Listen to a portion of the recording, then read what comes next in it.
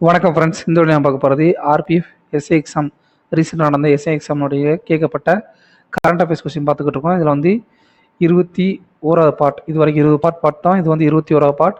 First question என்ன பார்த்தீங்கன்னா, who among the following was elected unopposed as the deputy speaker of the 8th Arunachal Pradesh legislative assembly.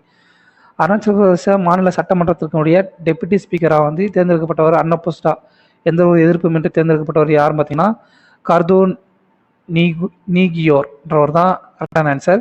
இப்போ வந்து 18th Lok Sabha speaker, தற்போதைய மக்களவையினுடைய 18வது மக்களவையுடைய speaker யாருன்னு பார்த்தீங்கன்னா ஓம் பிர்லா. அதே நேரத்தில் இந்த மக்களவை வந்து நிரந்தர ஸ்பீக்கர் வந்து இப்போது கரெக்டாக இருக்கக்கூடிய ஸ்பீக்கர் வந்து ஓம் பிர்லா. அதே நேரத்தில் இதனுடைய இடைக்கால ஸ்பீக்கராக இருந்தவர் யாருன்னு பார்த்தீங்கன்னா இடைக்கால ஸ்பீக்கராக இருந்தவர் யாருன்னு பார்த்தீங்கன்னா பர்துருகாரி மஹதப் அப்படின்றவர் தான் வந்து இடைக்கால லோக்சபாவுடைய இடைக்கால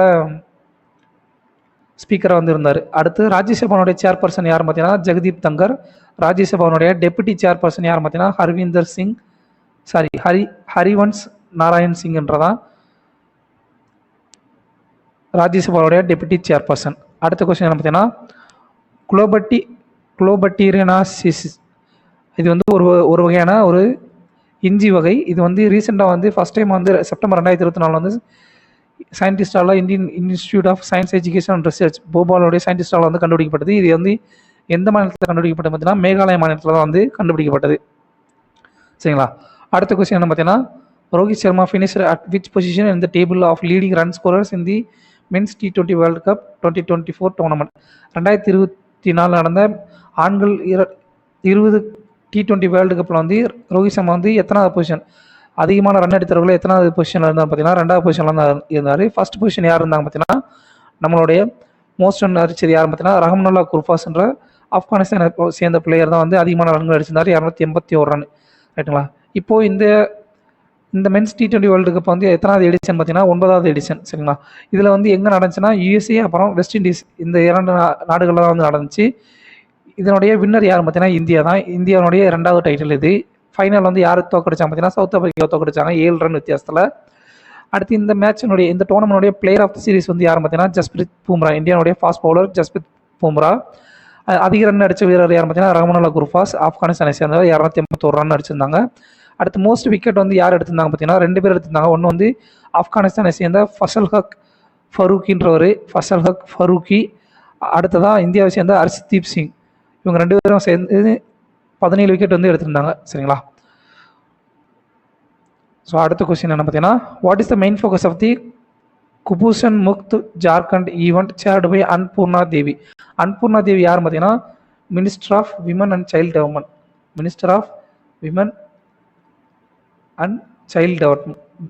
டெவலப்மெண்ட் தேசிய பெண்கள் மற்றும் குழந்தைகள் நல ஆணையத்தினுடைய அமைச்சர் யாருன்னு பார்த்தீங்கன்னா இந்த அன்பூர்ணா தேவி தான். சரிங்களா. இவங்க வந்து தொடங்கி வச்ச இந்த குப்ஷன் முகுத் ஜார்க்கண்ட் இந்த ஈவெண்ட்டினுடைய நோக்கம் என்ன பார்த்தீங்கன்னா improving nutritional standards and child welfare. சரிங்களா. அடுத்த கொஸ்டின் என்ன பார்த்தீங்கன்னா, Vigyan Yuva 2024 awardee biological scientist category professor Aravind Penmatsa is assistant professor at which of the following institution. அதாவது விக்யான் யுவா 2024 அவார்டு வாங்கின இந்த அரவிந்த் பென்மத்சான்றவர் எந்த நிறுவனத்தினுடைய அசிஸ்டன்ட் ப்ரொஃபஸராக இருந்தாலும் சொல்லி கேட்குறாங்க. அது எதுன்னு பார்த்தீங்கன்னா IISc, அதாவது வேற ஒன்றும் இல்லை, இந்தியன் இன்ஸ்டியூட் ஆஃப் சயின்ஸ், இந்திய அறிவியல் கழகத்தினுடைய இந்தியன் இன்ஸ்டியூட் ஆஃப் சயின்ஸினுடைய பெங்களூரில் இருக்கக்கூடிய இந்தியன் இன்ஸ்டியூட் ஆஃப் சயின்ஸினுடைய ப்ரொஃபஸர் தான் வந்து இவர் அரவிந்த் பென்மஸ்தா. சரிங்களா. இந்த விக்யான் அவார்டு வந்து ஏன் ரொம்ப ஃபேமஸ் பார்த்தீங்கன்னா ராஷ்ட்ரிய விக்யான் புரஸ்கார்ன்ற விருதுகளை வந்து அறிவியல் சயின்ஸ் ஃபீல்டு, சரிங்களா, at the field of science இதுதான் வந்து ஃபஸ்ட் டைமாக வந்து இந்தியா வந்து இந்த அறிவியல் சம்மந்தமான இந்த விக்யான் அவார்டு வந்து கொடுக்குறாங்க. ஸோ இதில் வந்து மொத்தம் எத்தனை பேர் கொடுத்தாங்க பார்த்தீங்கன்னா 2024 தான் ஆரம்பித்தாங்க. 2024 மொத்தம் 33 பேருக்கு வந்து அவார்டு கொடுத்தாங்க. இது வந்து மொத்தம் 4 கேட்டகரி. சரிங்களா. 4 கேட்டகரி எது பார்த்தீங்கன்னா விக்யான் ரத்னா, விக்யான் ஸ்ரீ, விக்யான் யுவா, விக்யான் டீம். விக்யான் ரத்னா அவார்டு வந்து யார் கொடுத்தாங்க பார்த்தீங்கன்னா ப்ரொஃபஸர் கோவிந்தராஜன் பத்மநாபன் அவங்களுக்கு தான் கொடுத்தாங்க. இவரும் வந்து எங்கே ப்ரொஃபஸராக இருக்காங்க பார்த்தீங்கன்னா அதே same Indian institute of science பெங்களூரில் வந்து ப்ரொஃபஸராக இருக்காங்க. இந்த இது கேட்பாங்கப்பா IISc எங்கே இருக்குன்னு சொல்லி கேட்பாங்க. இந்தியன் இன்ஸ்டியூட் ஆஃப் சயின்ஸ் வந்து எங்கே அமைஞ்சிருக்குன்னு சொல்லி கேட்பாங்க. பெங்களூரு. அடுத்து விக்யான் ஸ்ரீன்ற விருதுகள் வந்து மொத்தம் 13 பேர் கொடுத்துருந்தாங்க. விக்யான் யுவான்ற விருது, சாந்தி ஸ்வரூப் பட்னாகர் அவார்டு, விக்யான் யுவா சாந்தி ஸ்வரூப் பட்னாகர் அவார்டு வந்து 18 பேருக்கு வந்து கொடுத்துருந்தாங்க. விக்யான் டீம் அவார்டு வந்து யார் கொடுத்தாங்க பார்த்தீங்கன்னா டீம் சந்திராயன் 3னுடைய செயல்பாட்டு குழுவான டீம் சந்திராயன் 3க்கு தான் வந்து கொடுத்துருந்தாங்க. சரிங்களா, விக்யான் டீம்ன்ற அவார்டு. அடுத்த question, QQ2 signal relay satellite was launched by which country in 2024 serve as the communication bridges for its future lunar probe missions. அதாவது QQ2 இப்படின்ற சேட்டலைட் வந்து எந்த நாடு வந்து விண்வெளி செலுத்துதுன்னு சொல்லி கேட்குறாங்க. இது வந்து நிலவ ஆராய்ச்சி பண்ண கூட பயன்படக்கூடிய மிஷனில் வந்து இந்த சேட்டலைட் வந்து பயன்படும். ஸோ இதை வந்து விண்வெளி செலுத்திய நாடு எது பார்த்தீங்கன்னா சைனா தான். அடுத்ததாக சைனா வந்து ரீசெண்டாக வந்து ஐன்ஸ்டீன் ப்ரோப்ன்ற சொல்லி ஒரு சேட்டலைட் வந்து லான்ச் பண்ணியிருந்தாங்க. அதோடைய ஷேப் வந்து எந்த ஷேப்னா லோட்டஸ் தாமரை வடிவ ஷேப் உள்ள சேட்டலைட்டு.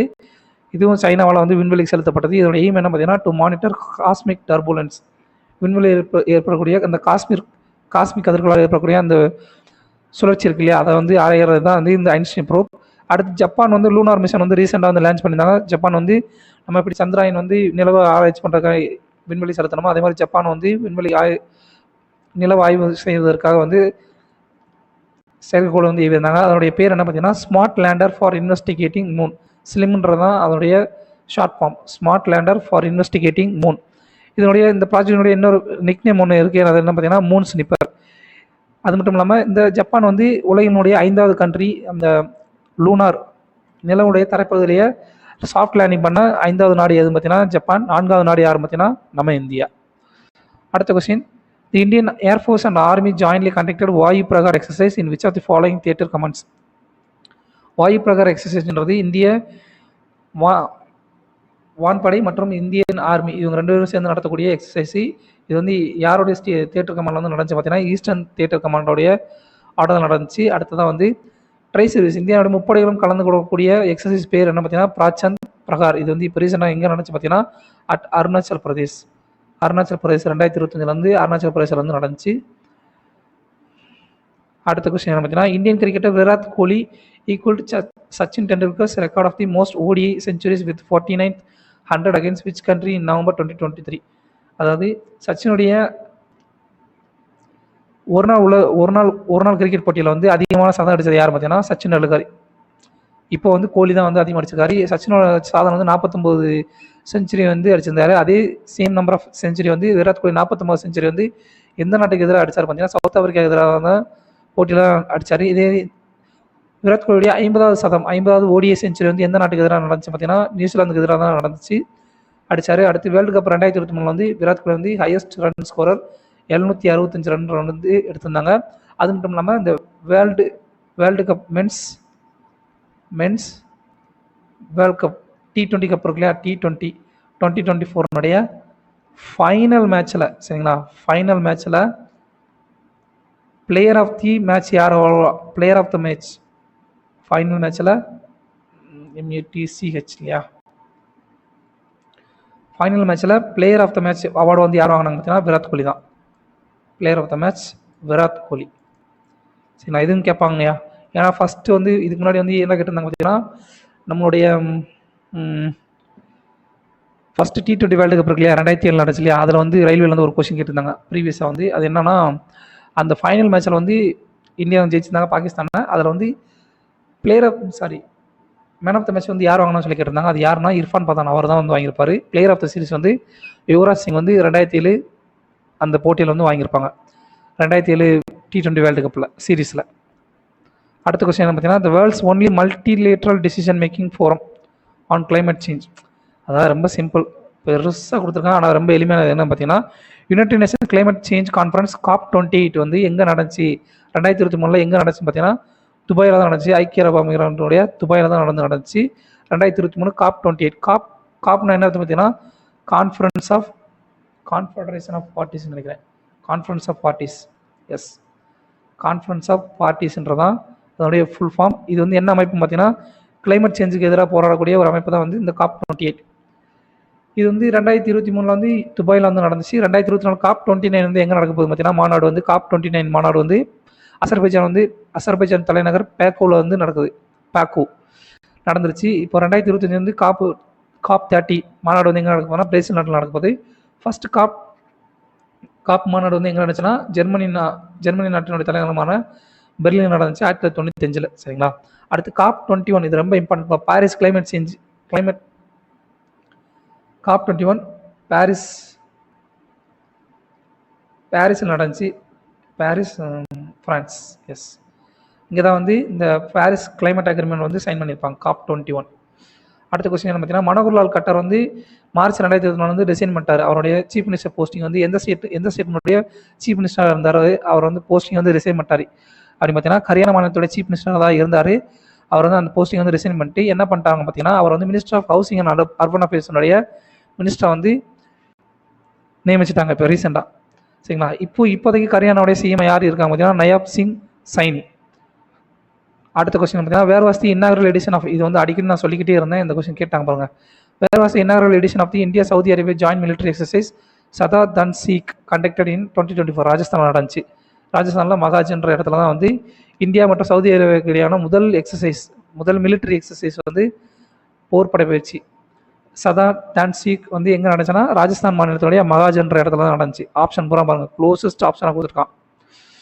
அடுத்த கொஸ்டின் என்ன பார்த்தீங்கன்னா, what was the name of the India's first rocket with a single piece 3D printed engine launched from Sriharikota in May 2024? மே 2024 வந்து ஸ்ரீஹரிகோட்டாவில் வந்து வானிலை செலுத்தப்பட்ட இந்தியாவுடைய India's first rocket with single piece 3D printed engine, அதாவது 3D printer முறையில் வந்து engine தயாரிக்கப்பட்ட இந்தியாவுடைய ஃபர்ஸ்ட் ராக்கெட் வந்து விண்ணில் செலுத்தப்பட்டது. அதோடைய பேர் என்ன பார்த்தீங்கன்னா அக்னிபான்.